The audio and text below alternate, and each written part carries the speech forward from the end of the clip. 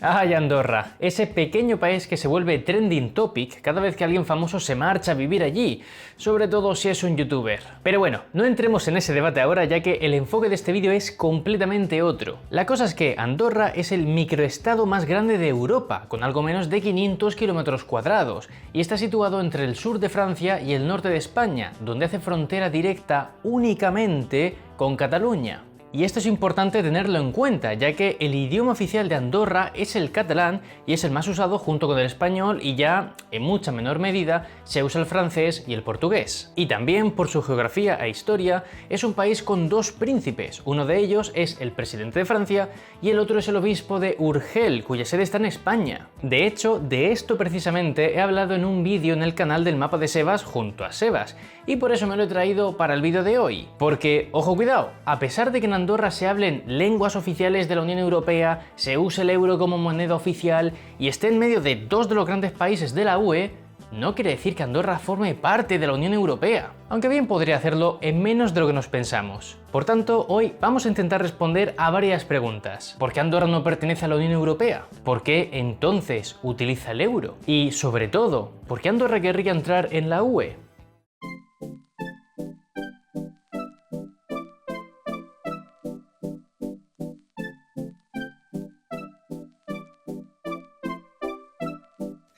Como en el vídeo con Sebas ya hemos hablado un poco sobre la historia de Andorra, partamos en este vídeo desde su historia más reciente. Tras siglos de disputas entre Francia y España, el siglo XX comenzó a darle un poco de paz a Andorra. Fue durante este siglo cuando, por ejemplo, se construyó la primera carretera que comunicaba a Andorra con Seu d'Urgell, el municipio español donde radica la sede de uno de sus copríncipes, cuando se crearon las primeras instalaciones eléctricas y cuando se aprobó su constitución en 1993. Además, durante la segunda mitad del siglo XX, Andorra vivió un boom gracias al crecimiento de su turismo, comercio, servicios financieros y por los inmigrantes que recibió. De hecho, su población llegó a multiplicarse por 14 y, aparentemente, las razones de esta llegada masiva de personas al país fueron unos impuestos muy bajos, una regulación económica muy ligera y, según muchos, también se suman los bonitos paisajes andorranos. Poca broma con esto. Este factor, el de la inmigración, fue el que facilitó el crecimiento del país en términos generales. Y fue entonces cuando Andorra buscaba seguir creciendo. Por ello, en 1990, Andorra comenzó su relación con la Comunidad Económica Europea, lo que hoy es la Unión Europea, y lo hizo firmando un acuerdo que creó una unión aduanera entre ambas partes para productos industriales. Y es que la Unión Europea, aunque no lo parezca, mantiene relaciones importantes y cada vez más intensas con microestados europeos como Liechtenstein, Mónaco, San Marino o la propia Andorra. Desde el punto de vista de la Unión Europea, se consideran estas relaciones con los microestados como importantes por cuestiones históricas y geográficas, ya que hace más sencillo la libre circulación de personas o mercancías, por ejemplo, por el continente europeo. Pero bueno, ya tendremos tiempo de hablar del resto de microestados europeos. Hoy vamos a centrarnos únicamente en el Principado de Andorra. Tras crear su unión aduanera con la UE, Andorra comenzó su acercamiento gradual hacia el Club Europeo. Durante la primera fase, el acercamiento se centró en aspectos aduaneros y comerciales con la firma de otros protocolos complementarios al acuerdo de 1990.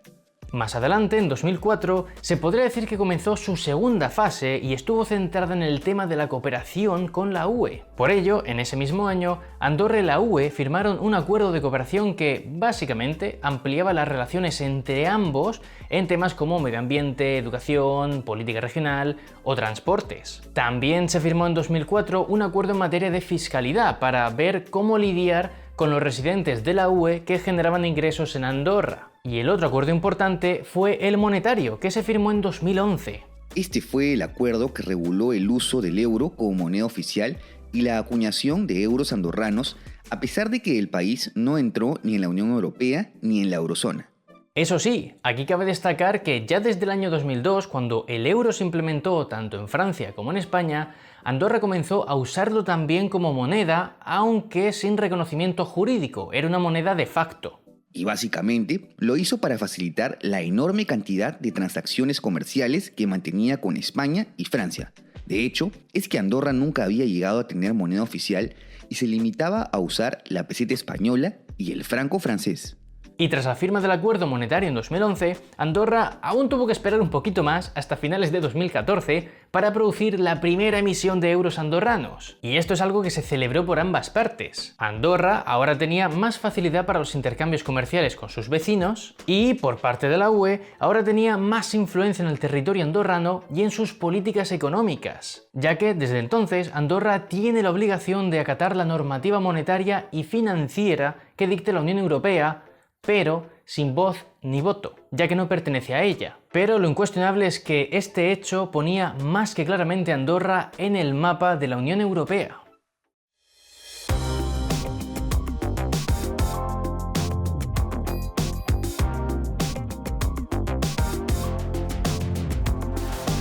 Podríamos decir que a partir del año 2010 es cuando comienza la tercera fase de acercamiento entre Andorra y la UE y está marcada por diferentes sucesos. Para empezar, en el propio 2010 el gobierno de Andorra presentó un documento a la Comisión Europea en el que se pedía un nuevo acuerdo para avanzar en las relaciones con la Unión.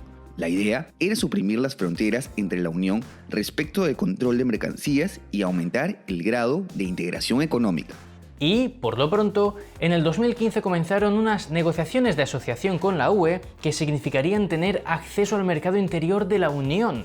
Y si se llegase a un acuerdo, este podría marcar un punto de inflexión en Andorra hacia una mayor transparencia, homologación fiscal y financiera y proyección internacional. De hecho, en 2016 se actualizó el acuerdo de fiscalidad entre Andorra y la UE, y esto supuso el final del secreto bancario en Andorra y, por tanto, que habría un intercambio de información fiscal con terceros países. Las consecuencias de este acto fueron positivas para Andorra, ya que en el 2018 el microestado fue eliminado de la lista de paraísos fiscales de la Unión Europea. Hasta entonces, se había considerado que Andorra tenía un régimen fiscal que resultaba perjudicial al resto de países. Y bueno, llegados a este punto, alguien puede que se pregunte, pero a ver, si Andorra le ha ido muy bien hasta ahora y pegó su boom sin estar en la Unión Europea, ¿por qué se han ido acercando poco a poco a la UE? Pues esto se debe a varios motivos. Para empezar, la unión aduanera que tiene actualmente con la Unión Europea excluye a los productos agrícolas, y hay que tener en cuenta que Andorra tiene un 40% de superficie para agricultura, por lo que no está aprovechando todo su potencial en este ámbito. La tasa de crecimiento del PIB de Andorra en la última década parece mostrar que el boom económico que le llevó a lo que es hoy ya no es tan boom. Y además, los límites físicos y medioambientales también le están limitando su crecimiento como Estado. Esto, sumado al aparente acortamiento de la estación del invierno, que es una gran fuente de ingresos para Andorra, puede que fuerce al país a buscar nuevas formas de asegurarse beneficios económicos. Asimismo, al tener el euro como moneda oficial, pero no estar dentro de la eurozona, ya que para ello hay que pertenecer a la Unión Europea, Andorra no tiene ni voz ni voto sobre las políticas monetarias que se deciden en la UE, pero sí tiene que acabar aceptándolas. Eso sí, a pesar de que Andorra ganaría soberanía si se uniera a la UE, ya que tendría voz y voto sobre leyes que le afectan, también tiene claro que no va a aceptar una aplicación automática y por completo en cuanto a la libre circulación de personas, mercancías, servicios o capitales, ya que podrían ser problemáticas para un Estado tan pequeño. Y además, entrar de lleno en la UE muy seguramente les haría restringir sus incentivos fiscales actuales y también crearía un nivel de competencia sin precedentes para sus empresas locales. Por tanto, con esto en la mesa, la membresía de pleno derecho en la Unión Europea supondría para Andorra una ventaja por un lado, pero también un riesgo significativo. En caso de que Andorra entrase a la Unión, pasaría a ser el país más pequeño en cuanto a población, pero no en cuanto a territorio, ya que Malta tiene aún menos kilómetros cuadrados que Andorra. No obstante, el país insular tiene hasta 6 veces más población que Andorra. Esto, dentro de la UE, tendría sus consecuencias. Por ejemplo, su voz en el Consejo sería relativamente pequeña en una votación, aunque para decisiones donde la unanimidad es la regla, tendría el mismo peso que Alemania. También cabe añadir que en el Parlamento Europeo Andorra estaría sobrerepresentada, ya que, aunque los escaños que un país tiene en esta institución van acordes a su población, los mínimos legales son 6, por lo que Andorra contaría con 6 eurodiputados, exactamente igual que Malta, y a pesar de tener 6 veces menos población que Malta. Y esto es un problema, porque en la UE ya hay disputas en torno a este tema. El jaleo está en que, mientras que en Alemania hay un eurodiputado por cada 860.000 ciudadanos, En Malta hay uno por cada 77.000 y en el caso de Andorra habría uno por cada 13.000. Y esto es algo que cabrea a los países más grandes de la UE y motivo por el cual la Comisión Europea ya en 2012 dijo que las instituciones, tal y como están ahora, no están preparadas para permitir la adhesión de países tan pequeños. Y estas son algunas de las razones por las cuales las negociaciones de asociación entre Andorra y la UE, que comenzaron en 2015, aún duran. Es cierto que las elecciones andorranas y las europeas de 2019, el Brexit y ahora la pandemia han ralentizado estas negociaciones, pero ojo, porque se sigue avanzando y se espera que para el año 2023 se pueda llegar a un acuerdo. Y aunque es cierto que el partido que gobierna en Andorra, los demócratas de centro-derecha, se oponen a la adhesión por completo a la UE, se da una circunstancia muy curiosa, y es que los tres estados de la UE con más relaciones con Andorra, Francia, España y Portugal, van a ocupar durante 6 meses la presidencia rotatoria de la UE entre 2021 y 2023. De hecho, Portugal es ahora mismo quien la ostenta, luego irá Francia para el primer semestre de 2022 y luego España para el segundo semestre de 2023. Y esta es otra razón por la cual se cree que para ese año se facilitará que se acaben ya las negociaciones de asociación. Y mientras todo esto vaya llegando, parece que Andorra sigue abriéndose camino a nivel internacional. Por ejemplo, en el 2020 se unió como miembro al Fondo Monetario Internacional, acción que sin lugar a duda le ayudará a refrescar la imagen del país. Pero pase lo que pase en el futuro, ya lo tendremos que ir viendo tras este vídeo porque esto es todo por hoy. Muchas gracias a Sebas por haberse pasado hoy por aquí y ya sabéis que hemos hecho un vídeo en su canal sobre la historia de Andorra, así que pasaos por allí para verlo. Por mi parte, espero que os haya gustado el vídeo y si es así, como siempre, un like se agradece, suscribíos al canal si no lo estáis, que es algo que siempre alegra y motiva, y dejadme en comentarios cualquier opinión, duda que tengáis o cuál queréis que sea el próximo microestado europeo que analice en un vídeo. Que paséis un buen día y nos vemos en el próximo vídeo.